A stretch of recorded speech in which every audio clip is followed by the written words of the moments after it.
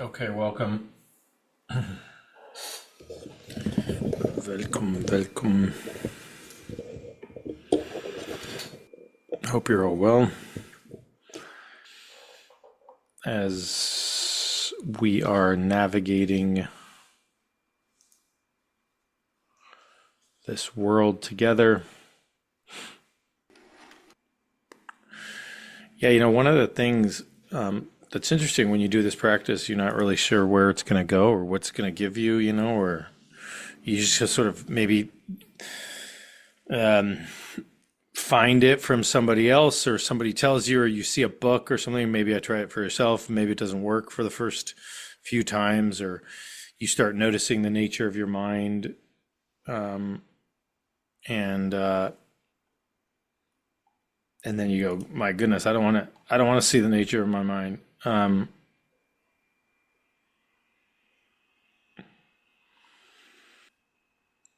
So different, you come to it from different walks of life.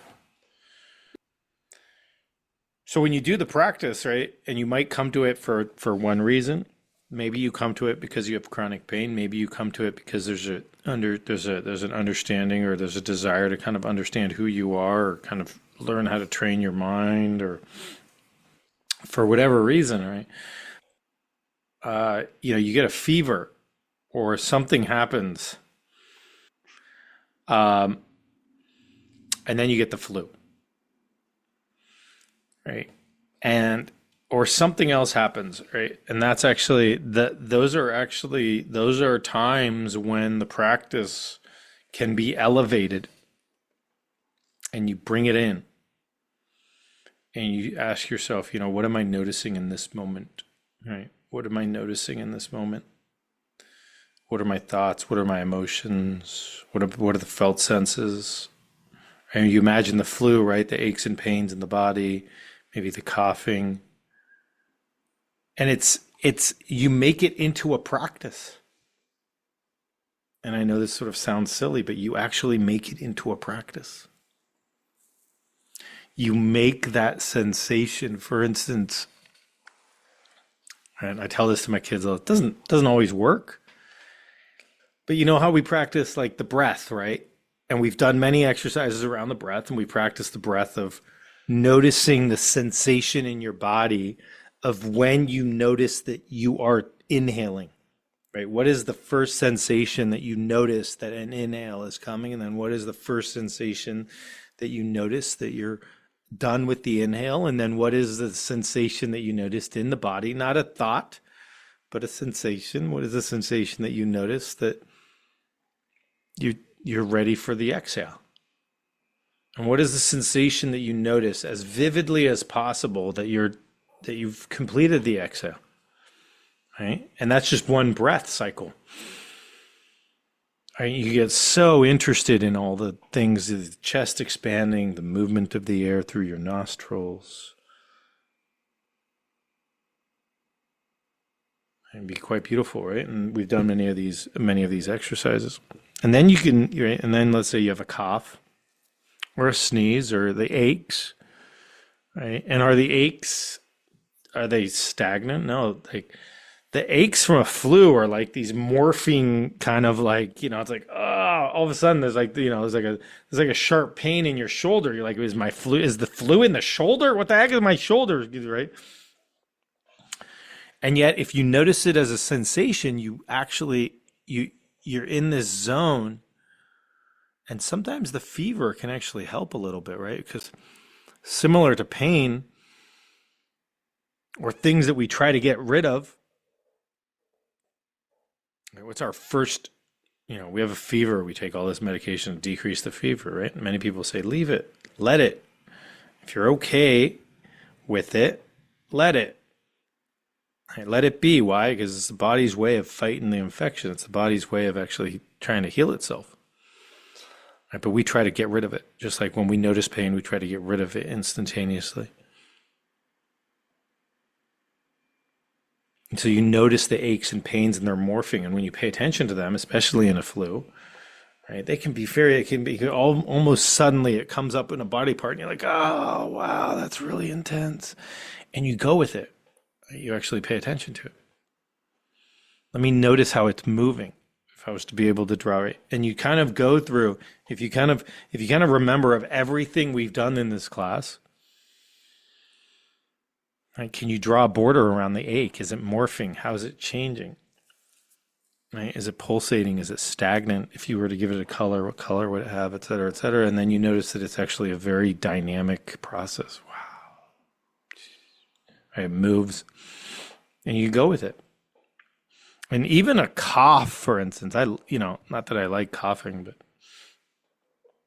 I tell my kids, right? It's like sometimes you get into a spasmodic cough.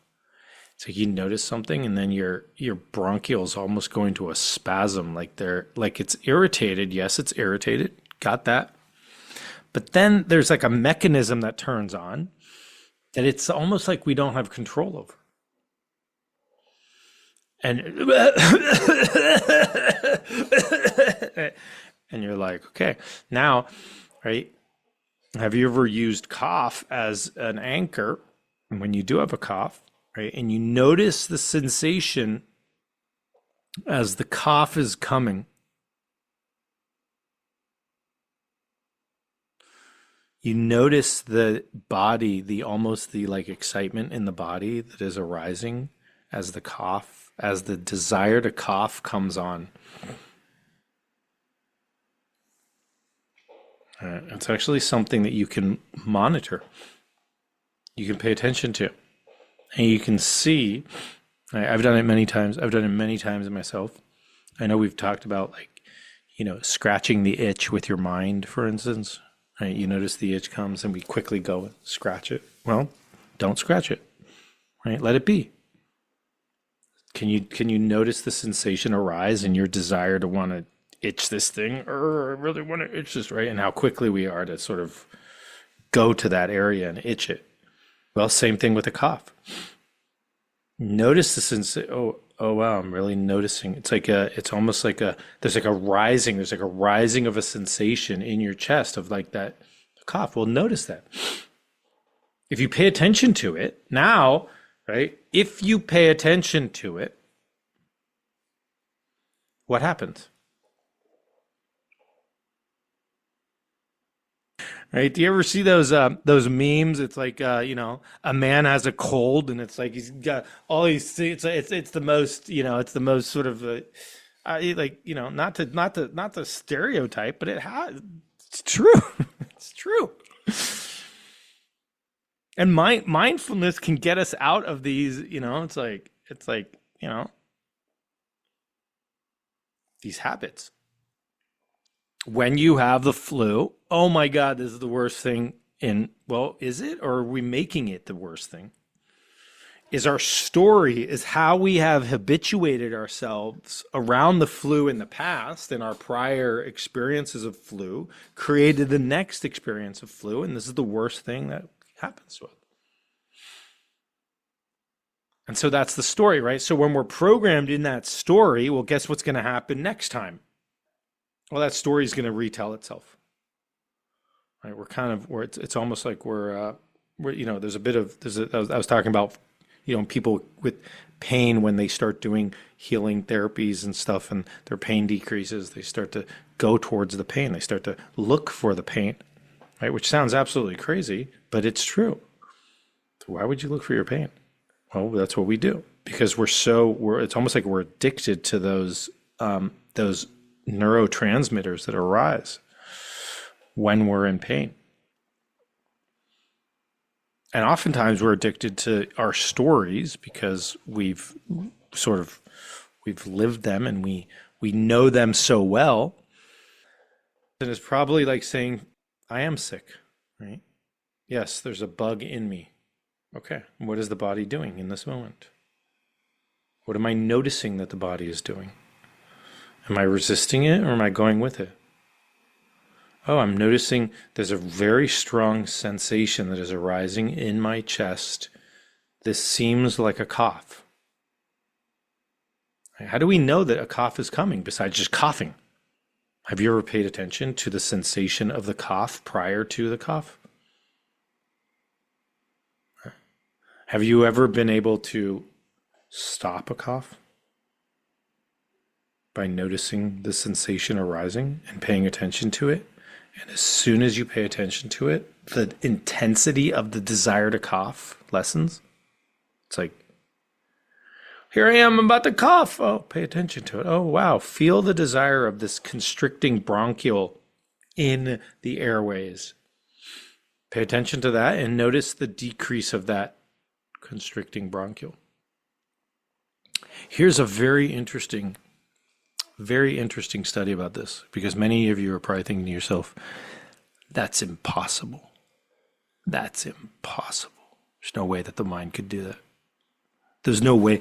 My bronchioles are constricting. There's no way. This is physiologic evidence. My cough is, I have, bronchitis, and this is what the doctor told me. So, at Harvard Medical School, there was an incredible researcher, Dr. Eisenberg, who did a lot of studies on the placebo effect. And they did studies on the placebo effect in people with asthma. Wow.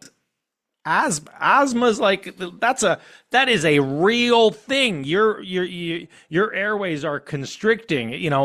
If you don't get the right treatment in asthma, guess what? You could be intubated in the ICU, right? And so all of a sudden somebody's just say, "Hey, we're going to give you a placebo." Yeah, I know you're having an asthma attack, but we're going to give you a placebo. Okay. That's why it's wow. Wow, really? They did it? Yes, they did. Yep. So they did a placebo-controlled study in asthmatics at Harvard. All right. And they have, when you're at some of these universities, one of the great things about being at some of these great universities is you have some of the best minds working, but you also have some of the best technology that can measure very, very small changes in things. Okay. So they did this study on asthmatics where half the group got the treatment, right? You're having an asthma attack, half the group got the right treatment. The other half the group got it was the exact same looking pill, but it was a placebo. Okay, it tasted exactly the same, but it was a placebo. All right. And here's the crazy part. That they found that in the placebo group, right, not only did they have less asthmatic attacks with taking the placebo medication. Okay. But they were actually able to look at their airways, and when they took the medication, their airways expanded. So it was like their airways was responding to the placebo medication. They were actually noticing that there was an increase, what we call bronchodilation. Broncho are the little tubes in your lungs. Dilation is increasing inside. They actually noticed bronchodilation with the placebo. Okay, so yeah, the medication went in and it did what it needed to do, causing bronchodilation. But guess what? The placebo did as well. Okay. So that's why we study the placebo, because it can be very powerful. But when you do actively do these sorts of practices on yourself of noticing the sensations and really paying attention as best you can to the sensations, right? And noticing, I'm noticing a cough, just like I'm noticing a breath, just like I'm noticing the pain, right? Where do I notice it arising? Where is it located? Where's the first sensation of the cough that is arising? And you make it into a practice. So now you just took the flu, and now guess what? You're in a 48-hour mindfulness practice. Congratulations. You didn't have to pay any money to get into this mindfulness retreat, but the flu came on and you just kind of went with the flow. Now you're in a free mindfulness retreat in your bed. And the flu is your teacher.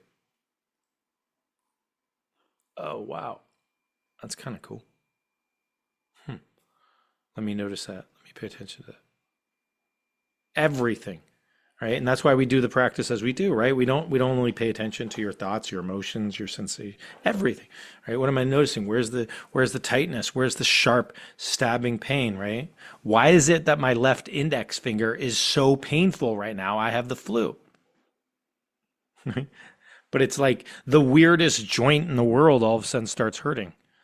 And you're like, I never had pain in that. And now there's this severe discomfort. Okay. So that's kind of that's that's kind of the benefit of doing this practice and doing it for so long, like, and really integrating it. And then what you notice, right? You don't expect to happen, but then you notice, what do you notice? You notice that your experience of the event, whatever the event is, starts to shift. Right? And then you make it into a practice, and that's your practice then. But we use these things like a rash, anything that causes a sensation in the body, as a practice. So you pay attention to it, right? What am I noticing it? Or am I noticing? So I was gone for 2 weeks, which was excellent, I must say. I rarely leave for 2 weeks, but I did. I was in New York. My son had a baseball tournament, so we went to Cooperstown, New York, where the Major League Baseball Hall of Fame is. We went to the Hall of Fame. It was quite divine. That whole area out there is beautiful. It's very different than California, which is where I live, because it's all green. There is so much greenery out there. It's absolute. It's not. It's crazy. It's like, even we flew into Boston because that's where I went to medical school, and then, from Boston to New York, it's like it's really all green. Here, you're driving on the freeway, and it's like you have just strip mall after strip mall after strip mall after strip mall. And there, it's like green trees after green trees after green trees, and you have to. You can't just like look out off the freeway and be like, oh, there's a gas station. You actually have to look at it. You can't see it. Like, you don't see any, you don't see any cities. It's like they're hidden with all their greenery. So there's a lot of practices that I did. One of the practices that I did, though, which was I drove a lot. We drove from Boston to Cooperstown to Ithaca and then down to Philly. Um, and I like to drive. It's very meditative for me. And I don't really like to do anything while I'm driving. Some people listen to books on tape or music, the kids listen to music and stuff like that. Anytime that I had the option of doing something else, I was sort of like a moment to not do something else. We multitask so frequently that it was sort of like this was like a time to just do what I was doing, which was driving, which was quite, yeah, exactly. And it's like, I'm driving. What are you doing? Driving. You're not doing anything? Nope. I'm not listening to any books on tape. I'm just looking at the perpetual greenery that is here. And somebody would be, well, that's quite mundane. It's green. Well, it is, but it's not. And it was quite beautiful. My practice, this was an interesting practice, which is what we're going to do today, is shifting my attention from my thoughts, right, or the things that appeared, the words and images that appeared in my head as I was driving, right, to the space between the words and the images that appeared in my head while I was driving. Right. So a lot of times, right, when something appears in our awareness, there's a thought, emotion, sensation that appears in our awareness. We pay attention to that. And then as another thing kind of appears in our awareness, we pay attention to that. And as another appear, and when it's not appearing, we're not really paying attention to anything, right? And that's where the shift is, right? there be gaps. Yeah, but we intentionally pay attention to the gaps.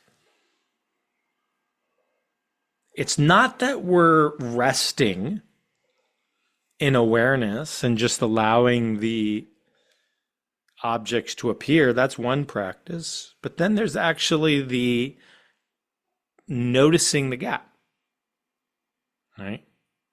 Where is it? I think it's London, right? Where you get out of the tube. Be mindful of the gap. I think they may even use those words.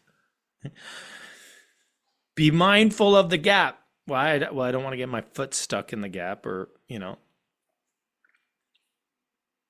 pay attention to the gap. Well, that's the practice then. So right, when we have a thought, where does our attention go? Directly to the thought. Okay, and that's good. Okay, we can pay attention to that and notice that a thought and possibly not give it so much energy, and that's a really powerful mindfulness practice in of itself. But instead of paying attention to the thoughts that appear, or the words that appear, or the images that appear in our mind, all right, now what I want you to pay attention to in this exercise is not the thoughts or the words or the images, but the space between them.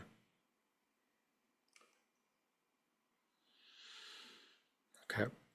Look for the space between the thoughts. Notice that. Look for the space between sensations that appear. Look for the space between mental images. Right? We see a mental image, and what did we do? Oh, look at that. Such a beautiful light that's appearing in my meditation. I'm such a good meditator. I'm seeing this beautiful blue crystal. It's hovering. You see that? Discard it. Pay attention to the gap, the space between the objects that are appearing in your attention. Okay, and that's going to be our practice today.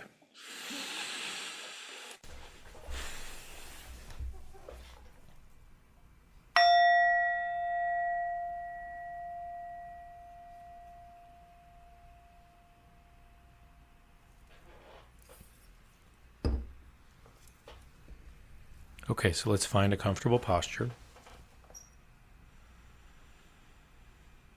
A posture you feel relaxed yet alert.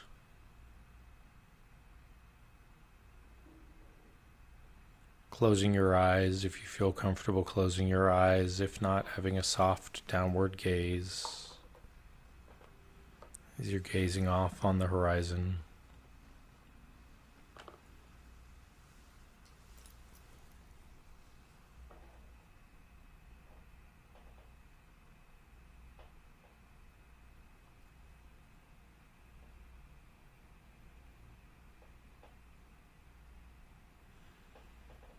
And taking 2 or 3 deep breaths and allowing yourself to be in this moment, allowing yourself to be present as best you can.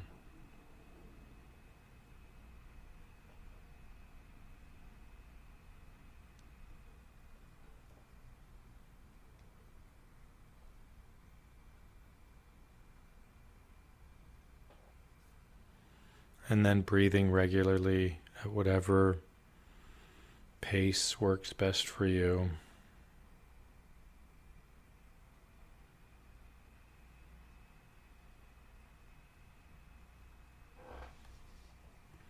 And bringing your attention to your resource,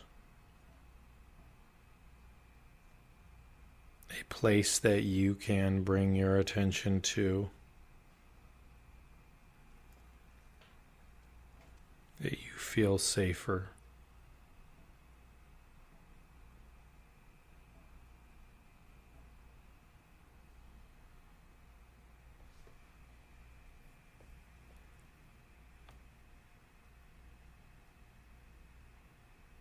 And as any other objects appear in your attention, for this practice,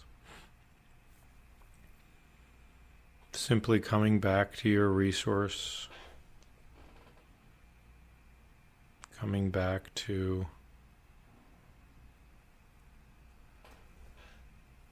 your anchor, a place you choose to pay attention to.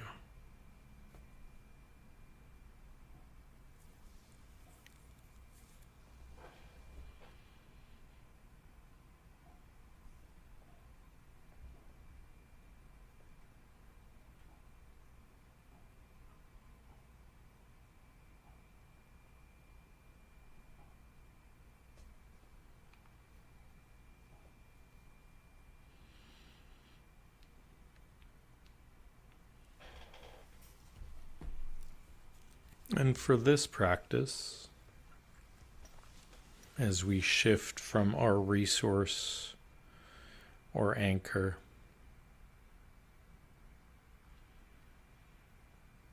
see if you can pay attention to the space, the gaps that appear between objects in our awareness.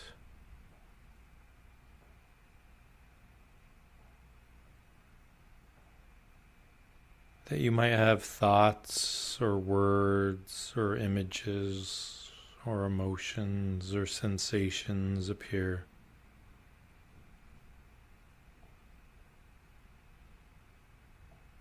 And we don't pay too much attention to them, but see if we can actually notice the space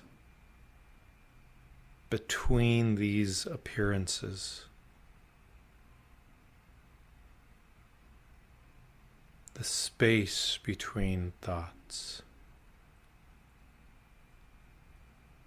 The space between the words. The space between images and sensations.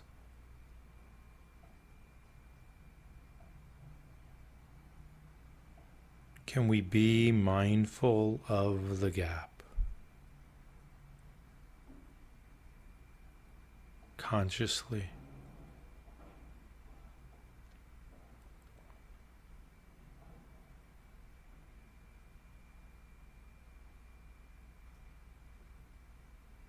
Even just being able to localize it in our awareness,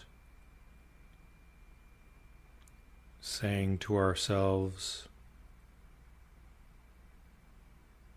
there's a space, there it is, a gap. Noticing the spaces in gaps between objects that appear in awareness.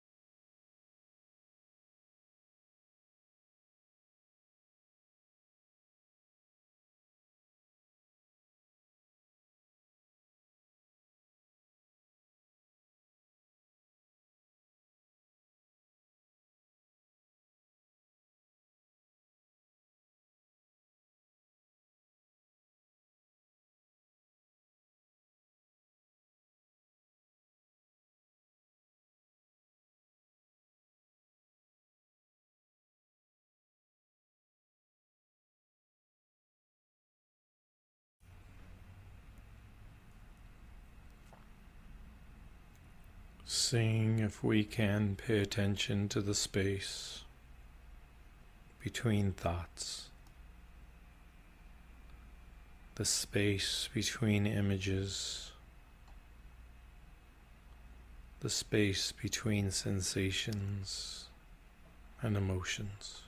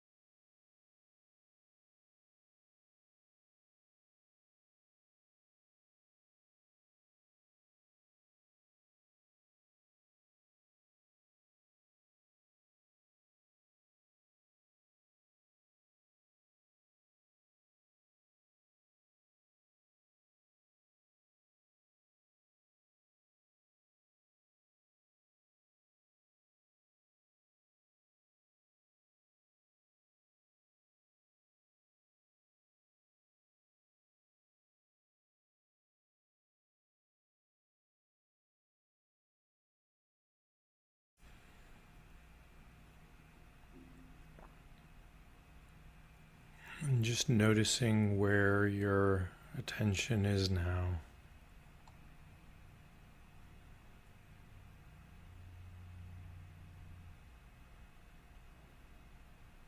Slowly coming back to your anchor, to your resource, to your breath.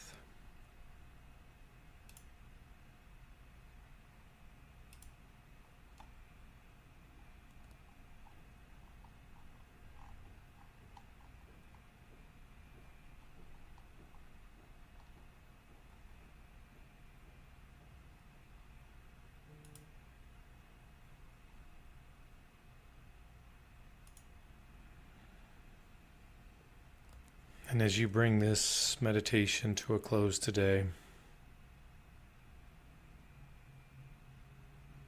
just seeing how you can integrate this minding the gap into your daily practice, into your life, and opening your eyes if your eyes were closed.